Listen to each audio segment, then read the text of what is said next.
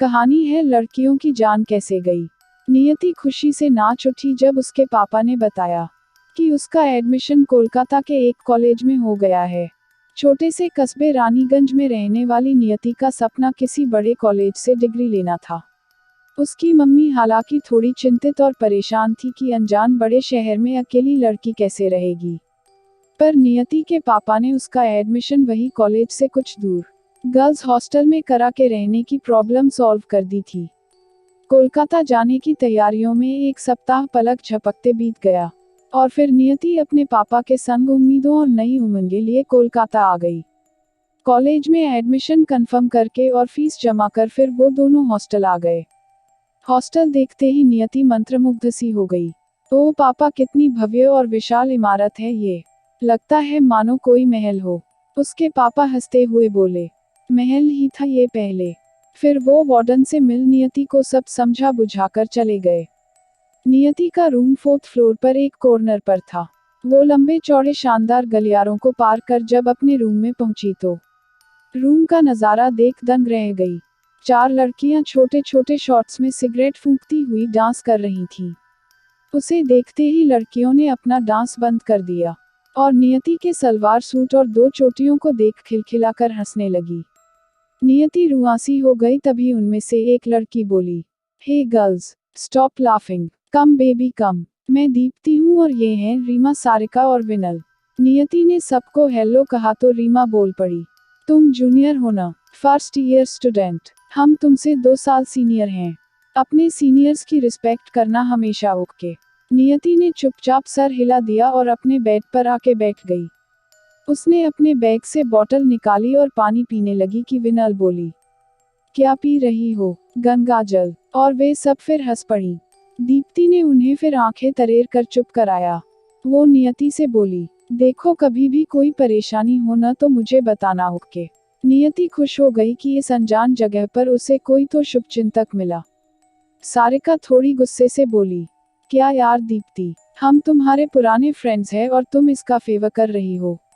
दीप्ति बोली, देखो, मैं सिर्फ एक बात कह देती हूँ कि ये मुझे अपनी छोटी बहन सी लग रही है और तुम में से कोई इसे परेशान न करेगा। Is that clear? सब सिर हिलाकर अपने अपने काम में बिजी हो गई। दीप्ति नियति को हॉस्टल का रूटीन और रूल्स वगैरह बताने लगी। रुचि बोली, दीप्ति वो भी बता दे अपनी बहन नियति को। ये सुनते ही सबके चेहरे थोड़े से सहम गए। नियति ने थोड़ा झिझकते हुए दीप्ति से पूछा, बोलिए ना, क्या बात है दीदी। दीप्ति एक पल को चुप रही, फिर नियति के कंधे पर हाथ रखते हुए कहा, अरे कुछ नहीं, बस छोटी सी बात है। तू ना रात में अंधेरा होते ही अपने रूम के अंदर ही रहना, कभी भी बाहर गलियारों में या टेरेस पर मत जाना, समझी?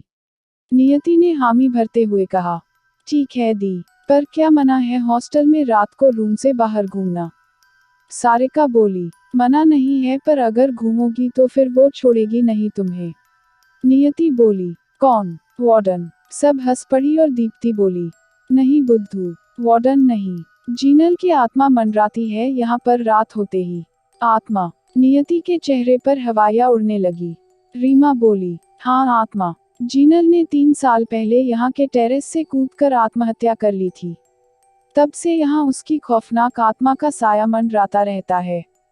विनल आंखों को फैलाकर बोली, सुन, अकेली ना कभी निकलना मत यहाँ। अब तक 2 लड़कियों को मार चुकी है वो। नियति तो आत्मा के बारे में जानकर ही एकदम डर गई। यूं ही वो बचपन से भूत प्रेतों और आत्मा के नाम से भयभीत हो जाती थी। रात को डिनर कर जब वे सब अपने रूम में आ रही थीं तो नियति को लगता कि पता नहीं किधर छुपी होगी वो आत्मा। उसे बार बार एहसास होता कि कोई साया उसका पीछा कर रहा। अपने बेड पर लेटते हुए नियति ने दीप्ति से कहा, प्लीज हम लाइट ऑन रख के सोएं।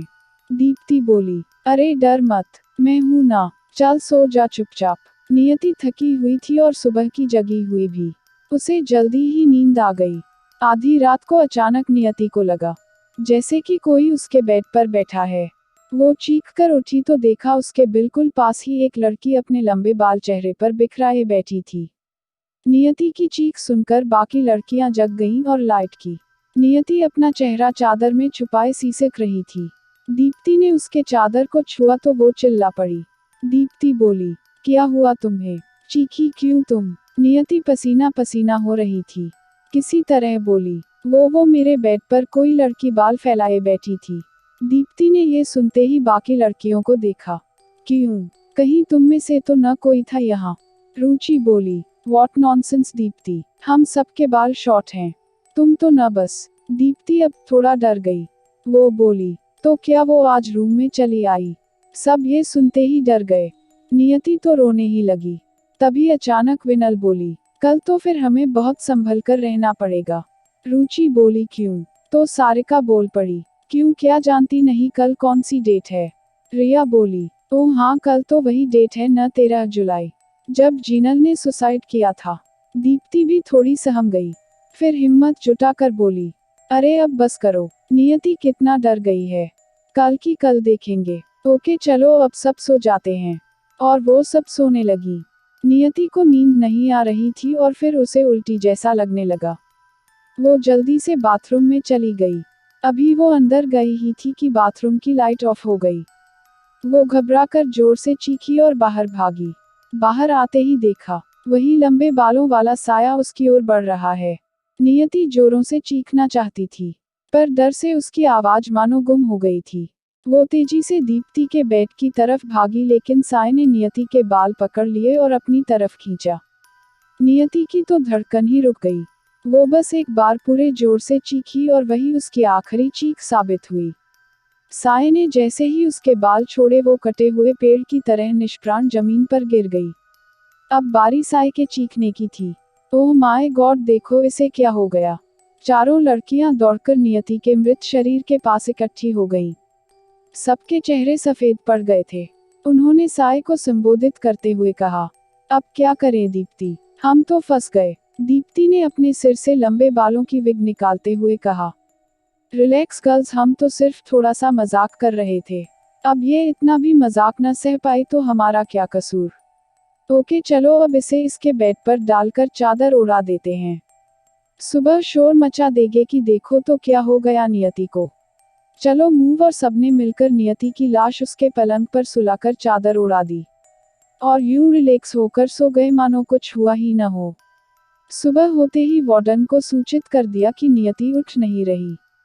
हॉस्टल का डॉक्टर चेक करने आया तो उसने बताया कि रात में इसे शायद हार्ट अटैक आया था और इसी से इसकी डेथ हो गई। नियति के मम्मी पापा बेचारे रोते बिलखते आए और अपनी बिटिया की मृतदेह ले गए। शाम तक सब नॉर्मल हो गया। रात को जब चारों लड़कियां डिनर कर लौटी तो मस्ती से झूम रही थीं। उन्हें देख लगता ही नहीं था कि उनके कारण कोई निरपराध लड़की यूं असमय ही चल बसी। चारों ने म्यूजिक लगाया और डांस करने लगी। थोड़ी ही देर में म्यूजिक बंद हो गया। दीप्ति चिल्लाई, व्हाट्स गोइंग ऑन? म्यूजिक क्यों स्टॉप किया? तीनों ने मना कर दिया। लगता है कनेक्शन लूज हो गया। ये कहते हुए जैसे ही दीप्ति ने म्यूजिक सिस्टम का कनेक्शन फिक्स करने को हाथ बढ़ाया कि उसके हाथ पर किसी के नाखून चुभे। उफ़, क्या कर रही हो तुम लोग? नाखून लग गया, जोर से कहते हुए जैसे ही दीप्ति पलटी, वो डर और घबराहट से पागलों की तरह चीख उठी। सामने ही नियति की आत्मा खड़ी थी, जो अपनी भयानक मुस्कुराहट के साथ आंखों से खून टपका रही थी। और फिर सुबह हॉस्टल में पुलिस भी आई डॉक्टर के साथ कि आखिर एक ही रात में चार लड़कियां अपने रूम में कैसे मर गईं। अगर आपको कहानी पसंद आए तो लाइक और शेयर कीजिए और चैनल को सब्सक्राइब करना मत भूलिए।